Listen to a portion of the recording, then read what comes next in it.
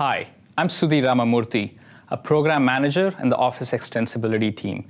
In this video, I'll introduce you to the new Excel REST APIs as part of the Office 365 API set. Over the next few minutes, we'll briefly go over the high-level features.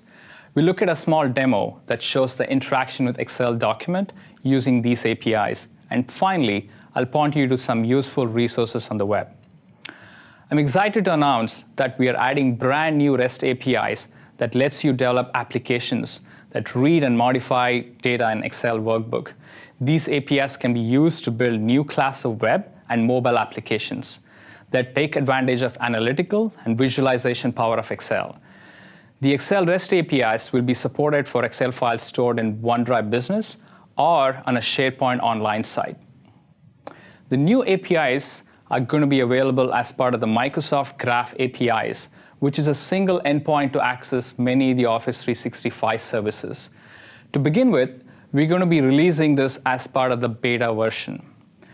The Excel files can be addressed over Files API by adding an additional URL segment at the end called Workbook. This tells the service that you're invoking an Excel API. An example URL is shown here. This addresses Worksheets collection of the Excel document. Notice that we are using Files API to identify the target file, and following that with Workbook segment and Worksheets collection resource. In terms of the functionality, these APIs we are introducing allows data access through objects such as worksheets, tables, range, chart, and named items. Some of the actions these APIs support are creation and management of worksheets, tables, and charts, read and update range data, formula, number formats, formatting of range, chart, and tables. Downloading of chart is also supported as an image. You have the option of saving your updates to the workbook, or you may simply wish to operate on the data and do analysis without saving the file. All operations are based on open standards such as OAuth 2.0, REST, OData, and uses JSON format for both input and output. Now, let's focus on the initial steps. As a first step, register your app in Azure portal. While setting up your app permissions, include necessary permissions to read and write the files. Follow the OAuth flow and get access token. And finally, use Microsoft Graph Files API to address the target file and add Workbook URL segment at the end of the URL to invoke Excel APIs. Let's look at the demo. I'm going to show the demo in two parts. First, I'll use a simple web application to showcase how an app can interact with Excel data stored remotely.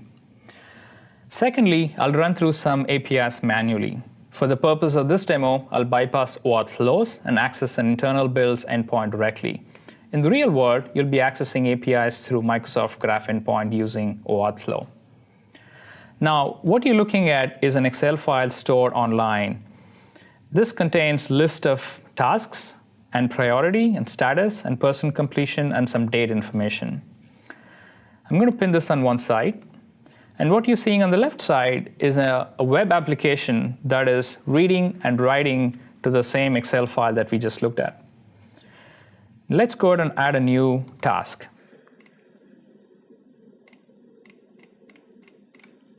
I'm going to choose some values here and insert a row.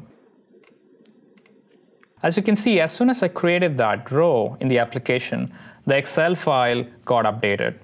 And essentially, the application added a new row to the existing table using the same template that the application understood. Now, wouldn't it be great if we can visualize the tasks using the native Excel chart feature? Now, all of these tasks have status.